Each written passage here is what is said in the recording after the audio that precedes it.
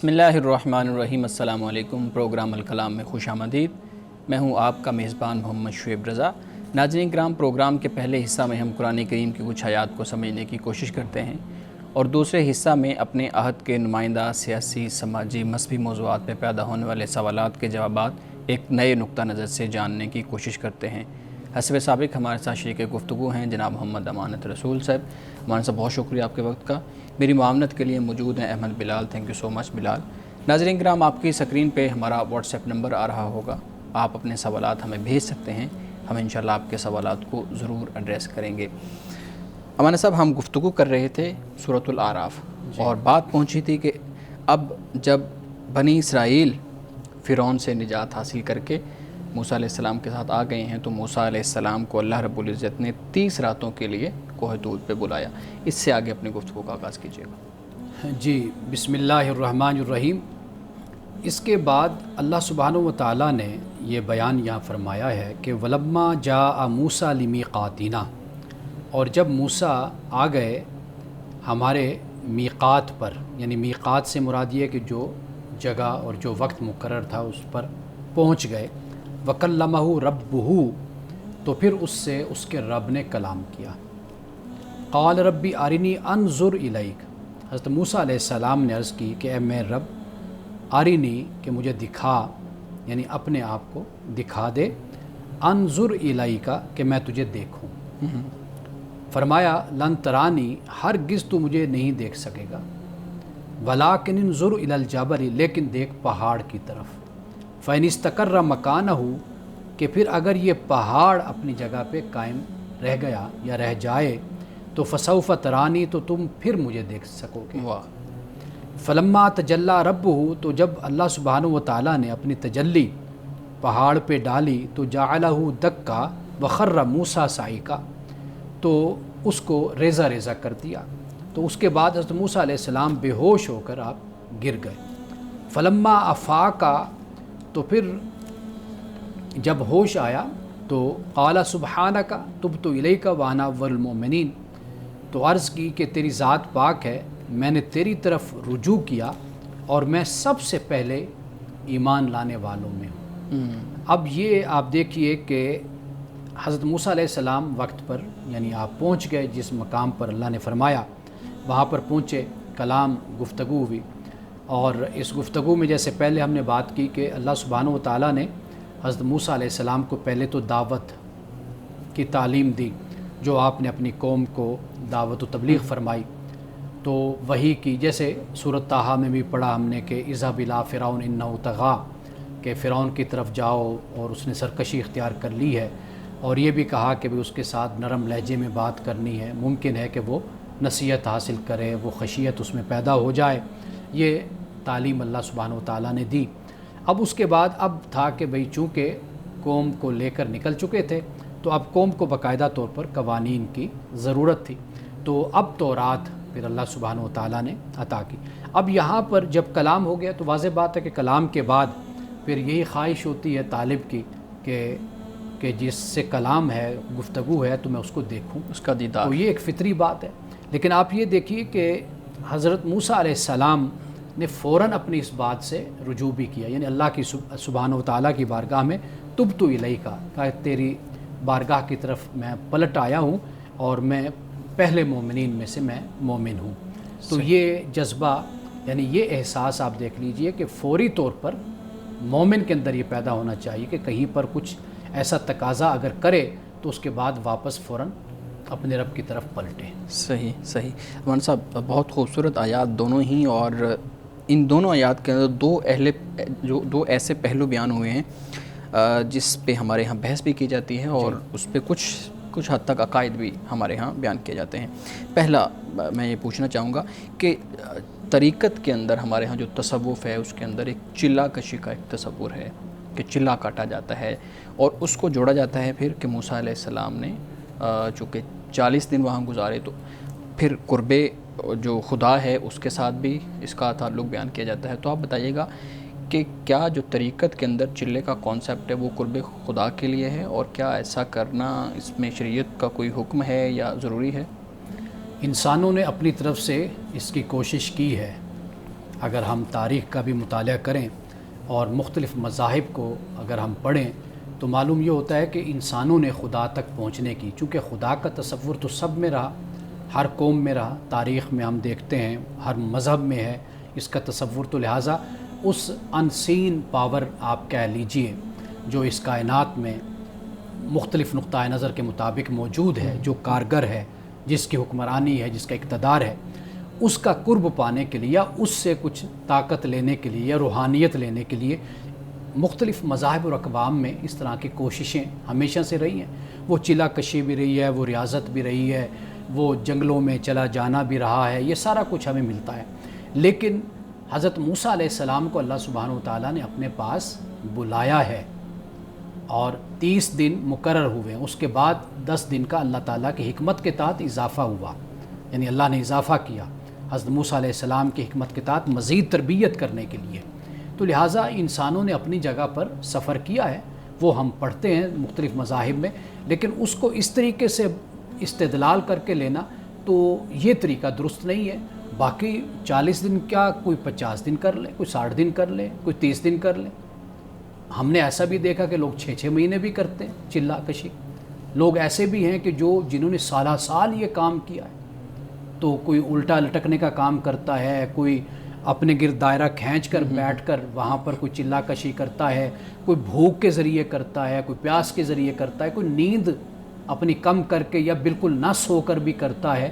یہ مختلف انداز ہیں، مختلف قومیں اور مختلف انسان اس طرح کا اختیار کرتے رہتے ہیں۔ آپ کو یہ اپنی ضرورت کے تحت لوگ اس طرح تشکیل پاتے ہیں، یعنی ان کے بڑوں نے اس طرح کیا، یا وہ روحانیت میں کسی کے پاس چلے گئے، اس کو اپنا گرو مان لیا، اس نے جو کچھ ان کو بتایا، جو کچھ کیا انہوں نے اس کو بھی کر لیا۔ تو لہٰذا ہر بات کو مذہب کے ساتھ جوڑنا تو یہ کوئی لازم اور ضروری تو اس میں لیکن یہ ہے نا کہ یہ ایسا کرنا خود کے اوپر ظلم کرنے کے بھی تو مترادف ہے، اور جس سے ہمیں منع کیا جاتا ہے کہ ہم نے اپنے اوپر ظلم نہیں کرنا، خود کو تکلیف دینا۔ ہمیں جو اسلام بتاتا ہے وہ تعلیم بہت ہی معتدل اور متوازن تعلیم ہے۔ اللہ کا یہ آخری دین جو اتارا گیا، رسول اللہ صلی اللہ علیہ وسلم نے رمضان کے آخری عشرے کو اعتکاف کے، اس کو آپ نے فرمایا کہ یہ میری امت کی رہبانیت ہے۔ ویسے فرمایا کہ اسلام میں رہبانیت نہیں ہے، یعنی جو یہ طریقے اختیار کیے جاتے ہیں۔ دیکھا یہ جائے کہ خدا کے ہاں قرب پانے کے طریقے کیا ہیں اسلام میں۔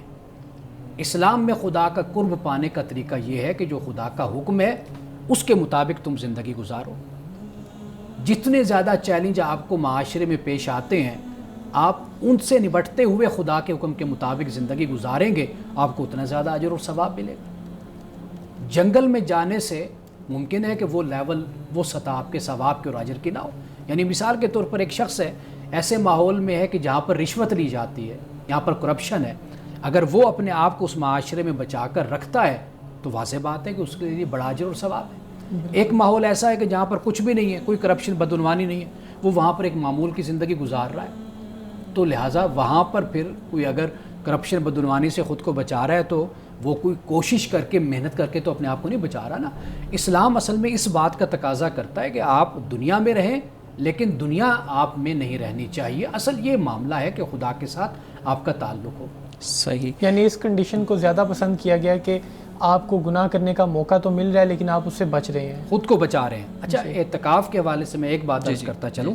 دیکھیے، صحابہ کی بھی یہ طلب تھی نا کہ بھئی ہم بھی کوئی رہبانیت ہو، کوئی چلہ ہو، کوئی علیحدہ جا کر بیٹھ جائیں کچھ دنوں مہینوں کے لیے، کچھ ہم اپنے اوپر فوکس کریں، توجہ کریں، کوئی خدا کے ساتھ ربط اور تعلق کا معاملہ ہو جائے۔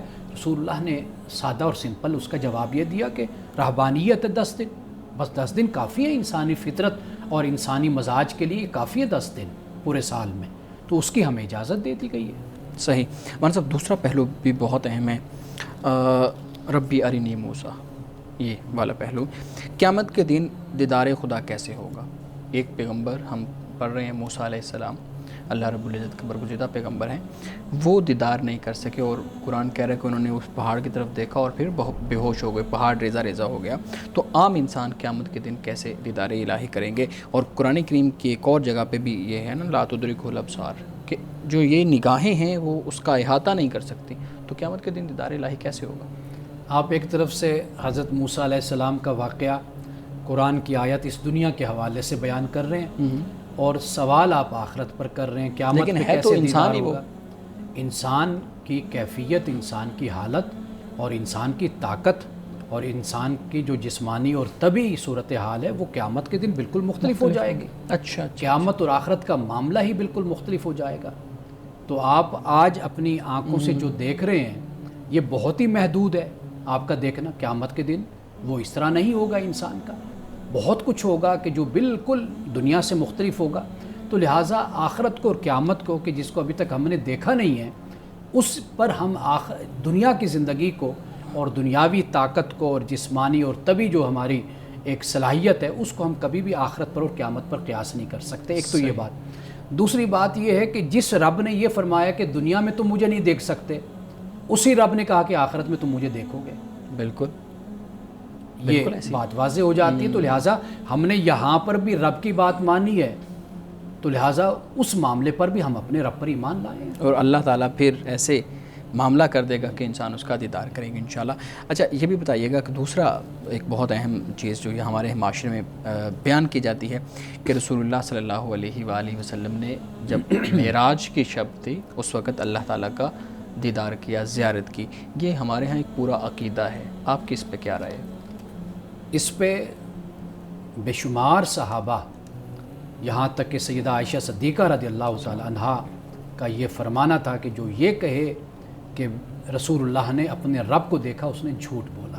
اچھا، تو لہٰذا ایسی روایات رسول اللہ صلی اللہ علیہ وسلم کی فضیلت کے باب میں یا آپ کی ایک شان کو بیان کرنے کے باب میں نہیں بیان کرنی چاہیے۔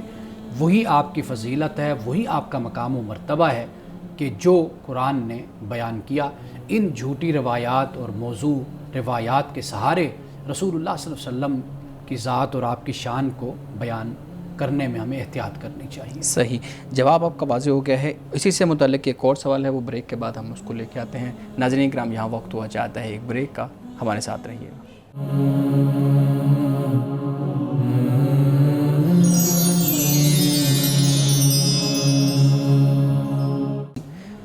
ہمارے صاحب ہم بات کر رہے تھے دیدار خدا کی۔ جی، آپ نے واضح کر دیا کہ قیامت کے دن اللہ رب العزت انسانوں کے اندر ایسی طاقت پیدا کر دیں گے کہ وہ اس معاملے میں اللہ رب العزت کا دیدار کر سکیں گے۔ پھر رسول اللہ صلی اللہ علیہ وسلم کی ذات پہ بھی آپ نے بات کی۔ ابھی تیسرا جو پہلو ہے وہ بہت اہم ہے، اسی سے متعلق ہے۔ بعض صوفیہ کرام دنیا کے اندر دیدار خدا کی بات کرتے ہیں کہ اللہ رب العزت کو دیکھنا، اور بہت سے روایات بھی ہمارے ہاں اس طرح کی ملتی ہیں، بہت سے دعوے بھی ملتے ہیں۔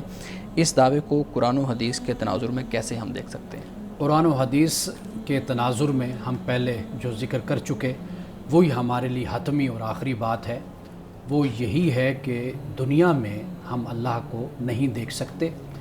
حضرت موسیٰ علیہ السلام جیسا پیغمبر، اولو العزم پیغمبر، جلیل القدر پیغمبر، وہ بھی خدا کا دیدار نہ کر سکے، اور قرآن پاک نے بیان کیا کہ اللہ تعالیٰ نے کہا کہ لن ترانی، تم مجھے نہیں دیکھ پاؤ گے۔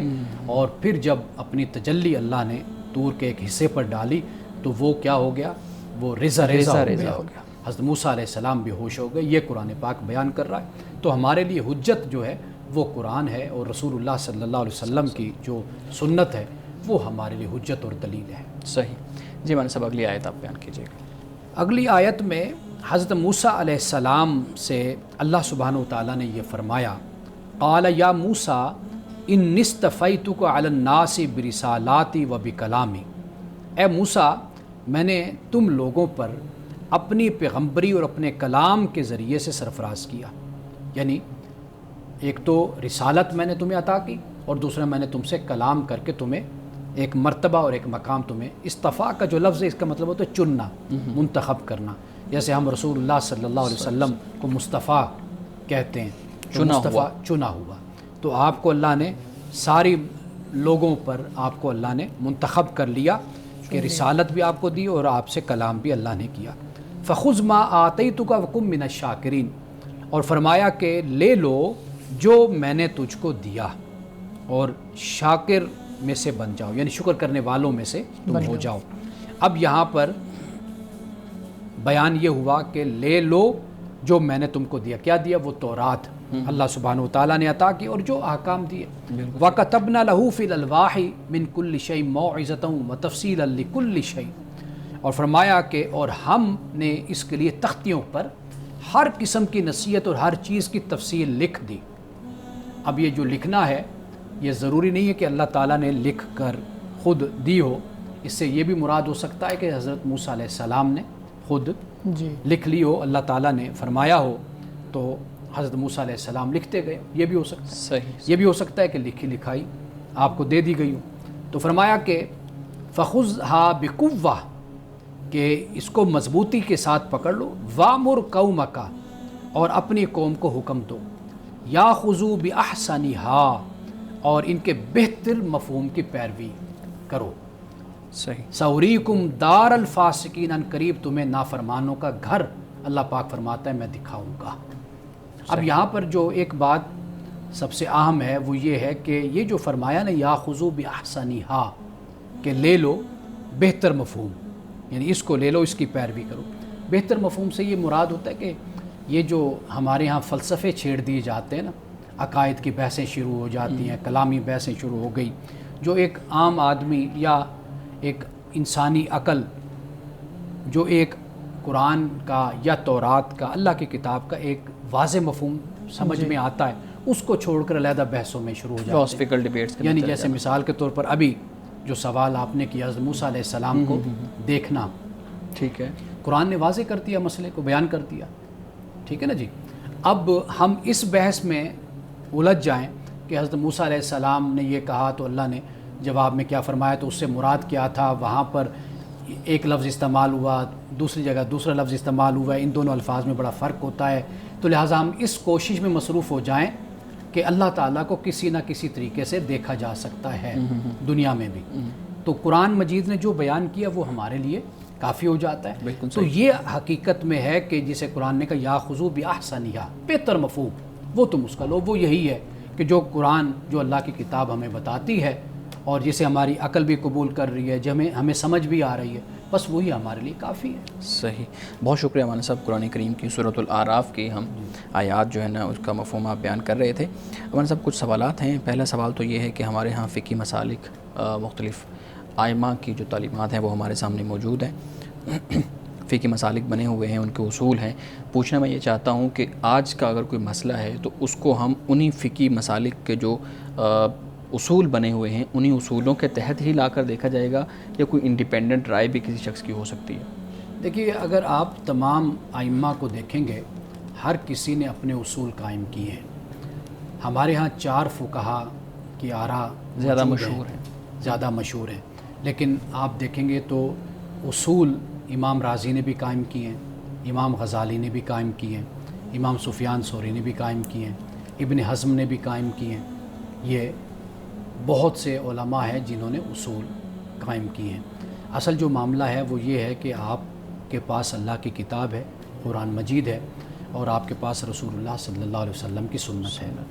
آپ ان کی پیروی کرتے ہیں، آپ اپنے آپ کو ایک اچھا مسلمان بناتے ہیں، آپ ان کے روشنی میں، قرآن اور سنت کی روشنی میں اپنی زندگی گزارتے ہیں۔ ایک تو یہ بات ہے۔ ایک یہ ہے کہ جب آپ خود کو ایک عالم بناتے ہیں تو وہاں پر آپ قرآن مجید کو سمجھتے ہیں، جیسے ایک اکیڈیمک لیول ہوتا ہے، تو وہاں پر پھر آپ تشکیل دیتے ہیں، آپ وہاں پر غور و فکر کرتے ہیں، تدبر اور تفکر کرتے ہیں، وہاں پر پھر کچھ اصول قرآن مجید اور سنت اور حدیث کو سامنے رکھ کر پھر خود بخود وضع ہوتے چلے جاتے ہیں۔ وہ آپ کے سالہ سال کی محنت ہوتی ہے، آپ کی دقت نظری ہوتی ہے، آپ کا مطالعہ ہوتا ہے، اس سے وہ تشکیل پاتے چلے جاتے ہیں۔ یہ کوئی ضروری نہیں ہوتا کہ آپ ایک ہی فقیہ کو یا ایک ہی عالم کو آپ فالو کریں۔ یہ قرآن میں کہیں بیان نہیں ہے، نہ رسول اللہ صلی اللہ علیہ وسلم کی کسی سنت میں یہ بیان ہے، نہ ہی خود کسی فقیہ نے اس بات کا ہمیں پابند کیا کہ ہر صورت میں تم مجھ کو ہی فالو کرو گے۔ ٹھیک ہے، ہم یہ کر سکتے ہیں کہ انہوں نے جو اصول اور جو قواعد بیان کیے ہیں ہم ان کا جائزہ لے سکتے ہیں، اس سے مدد لے استفادہ کر سکتے ہیں، ہم اس سے مدد لے سکتے ہیں، یہ ہم کر سکتے ہیں، لیکن بشرطے کہ یہ صلاحیت اور یہ اہلیت ہم اپنے اندر پیدا کریں، ورنہ قرآن ہمارے لیے عام زندگی میں اس طرح کافی ہو جاتا ہے کہ ہم بحیثیت ایک مسلمان کے اس سے استفادہ کریں اور اپنی زندگی میں جو مسائل ہیں، جو مشکلات ہیں، ان کو ہم حل کریں۔ ناظرین کرام، یہاں وقت ہوا چاہتا ہے ایک بریک کا، ہمارے ساتھ رہیے گا۔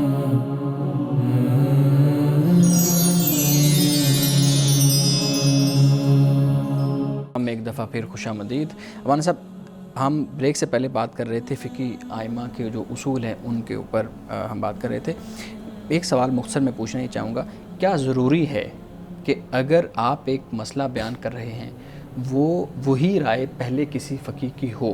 کیا یہ ضروری ہے؟ کیونکہ آپ کے اوپر اکثر یہ اعتراض کیا جاتا ہے کہ جو آپ بیان کر رہے ہیں وہ پہلے تو کبھی کسی نے بیان نہیں کی، تو آپ کس اصول پہ یا کس بنیاد پہ وہ بیان کر رہے ہیں؟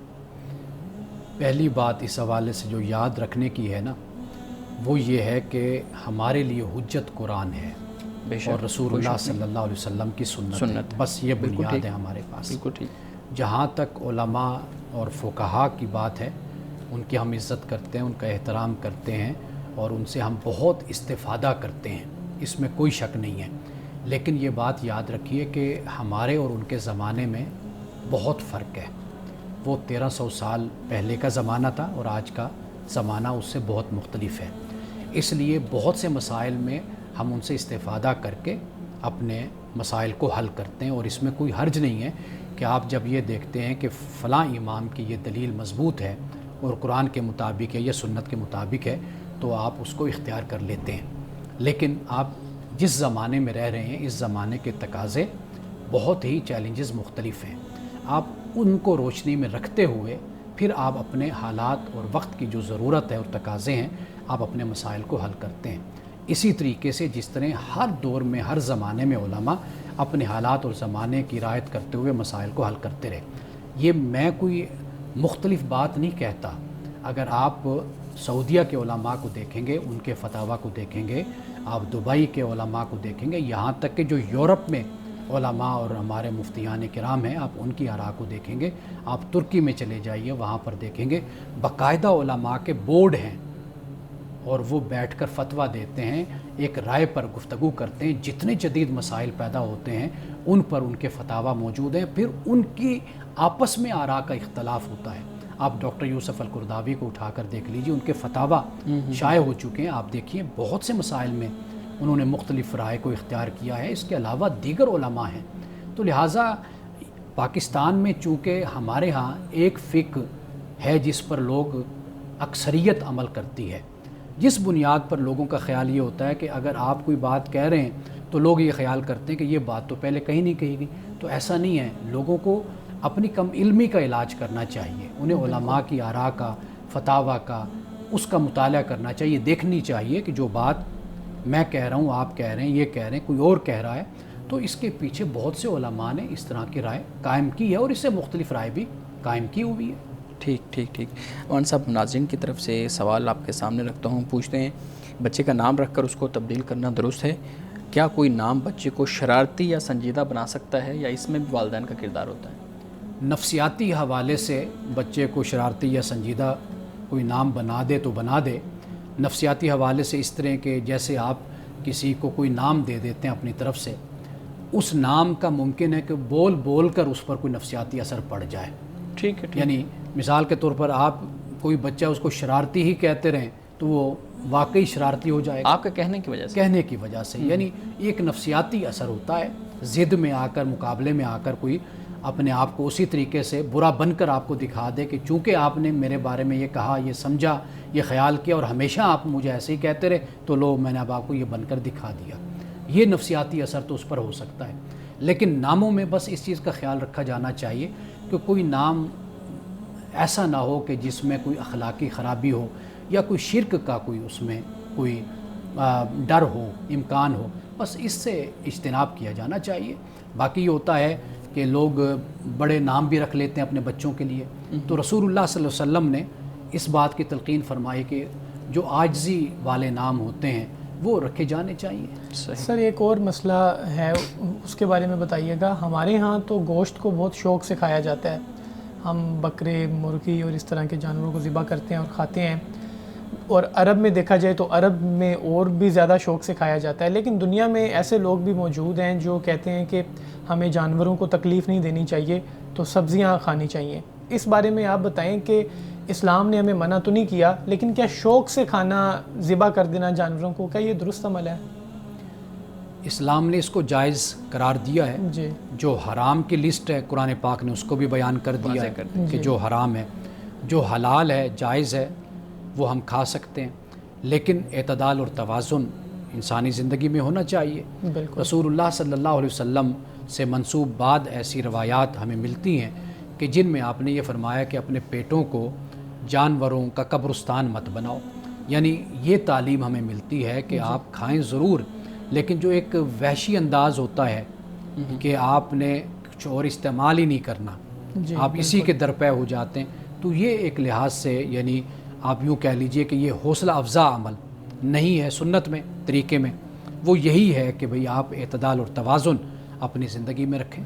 تو یہ جو ایک بات ہمیں سننے کو ملتی ہے کہ ان بیچاروں کو بھی تکلیف ہوتی ہے، ان پہ ہم چھری چلاتے ہیں، ذبح کرتے ہیں، بڑی بے دردی کے ساتھ ان کی جان لیتے ہیں، اس سوال کا کیا جواب ہے؟ مسلمان ہمیشہ جب چھری چلاتا ہے تو وہ اللہ کا نام لیتا ہے، جی بالکل، وہ اس بات کا اعلان کر رہا ہوتا ہے کہ میں تجھے کبھی قتل نہ کرتا اگر میرے خدا نے تیرے گوشت کو مجھ پر حلال نہ کیا ہوتا یا اس کی مجھے اجازت نہ ہوتی، تو میرے خدا کی اجازت ہے تو میں تیرے گلے پر چھری چلاتا ہوں۔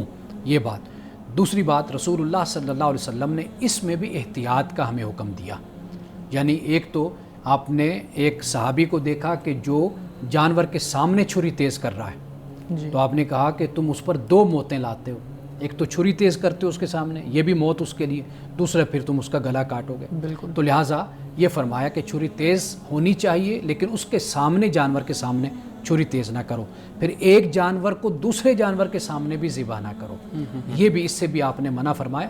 تو لہٰذا یہ تعلیم ہمیں اسلام میں ملتی ہے، لیکن اس انتہا پہ چلے جانا کہ بھئی جانوروں کو کھانا ہی نہیں چاہیے، ان کو ذبح ہی نہیں کرنا چاہیے، اچھا یہ ایک علیحدہ انتہا بھی ہے، اور دنیا میں ایک نئی خرابی کا باعث بھی یہ سب کچھ بنے گا کہ جب آپ اس حد تک رحم دل ہو جائیں گے کہ جانور آپ کھائیں گے نہیں، تو وہ جو بہتات اور کثرت زمین پر جانوروں کی ہوگی، تو اس سے بھی آپ دیکھیے کہ پھر کیا ماحول بنے گا۔ سر خاص حالات میں اگر کوئی انسان خودکشی کی طرف آتا ہے، وہ سوچ رہا ہے کہ اب وہ اس دنیا میں نہیں رہ سکتا یا اسے نہیں رہا جا رہا، تو کیا یہ خودکشی کرنا اس کا صحیح ہوگا؟ خودکشی کسی صورت میں بھی جائز نہیں ہے، کسی صورت میں بھی جائز نہیں ہے۔ تو کیا کرے پھر؟ ایسے شخص کی تربیت یا اس کی تعلیم یا اس کا علاج ہونا چاہیے۔ جب ایک شخص اپنی زندگی سے، انسان کو سب سے زیادہ پیاری اپنی زندگی ہوتی ہے، جی بالکل، سب سے زیادہ اپنی جان پیاری ہوتی ہے، جو شخص اپنی جان بھی دینے کے لیے آ گیا تو اس کا مطلب یہ ہے کہ کوئی نفسیاتی مرض کا وہ شکار ہے، تو لہٰذا اصل اس کی جو نفسیاتی مرض ہے اس کا علاج ہونا چاہیے، اور پھر یہ اختیار کہ جی میری زندگی نہیں، یہ جان آپ کی نہیں، یہ خدا نے آپ کو امانت کے طور پر دی ہے، تو لہٰذا آپ اس کو خود اپنے ارادے سے اس کو نہیں لے سکتے۔ تو مولانا صاحب جب وہ نفسیاتی اس کا مرض کا شکار ہو گیا ہے، اب معاشرے کے اندر کوئی ایسا فرد بھی نہیں ہے جو اس کی مدد کر سکے، کوئی ایسا ادارہ بھی نہیں ہے جو اس کی مدد کر سکے۔ ہم پاکستان کے اندر ایسے بہت سے واقعات دیکھتے ہیں کہ خودکشی اس وقت ہوتی ہے جب ہر طرف سے رسیاں کٹ چکی ہوتی ہیں کہ کوئی بھی آپ کے ساتھ چلنے کے لیے تیار نہیں ہوتا، تو اس صورت میں بھی آپ یہی کہہ رہے ہیں کہ وہ علاج کرائے، وہ کیسے علاج کروائے اپنا؟ دیکھیے، میں نے آپ کو ایک چیز کے بارے میں ایک رائے آپ کو دے دی، جو قرآن مجید کی روشنی میں، سنت کی روشنی میں نے آپ کو ایک مسئلہ، اس کا جواب آپ کو میں نے دیا۔ اب یہ ہے کہ اگر وہ اپنی جان لے لیتا ہے اس حالت میں، اب اس کا اور اس کے خدا کا معاملہ ہے۔ اللہ تعالیٰ جو اس کی حالت ہے، جو مرض کی اور بیماری کی حالت ہے، کہ جس کے سامنے اس کی جان بھی اب اہمیت نہیں رکھتی، یعنی اتنی بڑی مرض میں نفسیاتی حوالے سے مبتلا ہو گیا، اللہ سبحانہ و تعالیٰ اس کے ساتھ نرمی کا ہی معاملہ فرمائے گا۔ صحیح، جی بلال۔ یہ بتائیے گا کہ اسرائیل کا جھنڈا آج کل ہم دیکھتے ہیں سڑکوں پہ نیچے لگایا جاتا ہے، کیا یہ عمل درست ہے ان سے بدلہ لینے کے لیے؟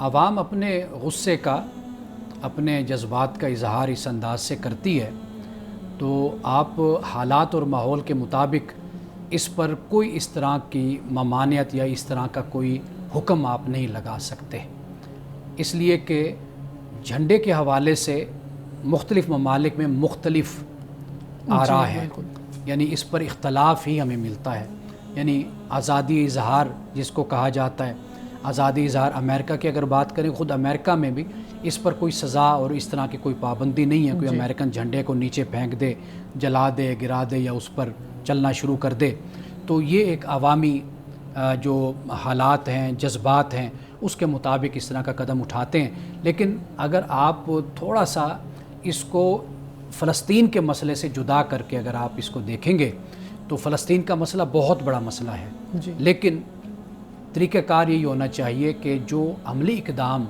और अंदाज़ है, तरीक़ा है, मंसूबा प्लानिंग वो इख्तियार की जानी चाहिए। इस अंदाज़ से गुस्सा तो कम हो सकता है, इंसान का गम तो कम हो सकता है कि झंडे को पामाल कर दिया, लेकिन इस तरीके से इंसान अपने जो मकासिद हैं, अहदाफ हैं, उनको इंसान कभी भी हासिल नहीं कर सकता। जी। नाज़रीन किराम, यहाँ वक्त हुआ चाहता है एक ब्रेक का, हमारे साथ रहिएगा।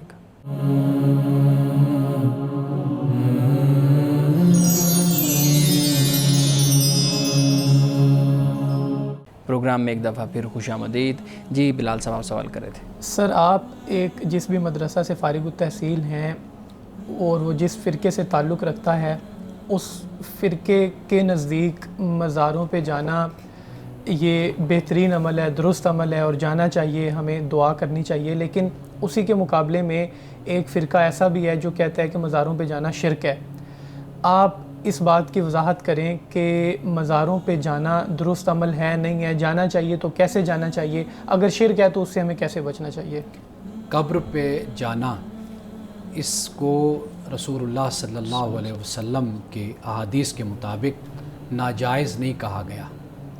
आप कब्र पे जा सकते हैं, जी।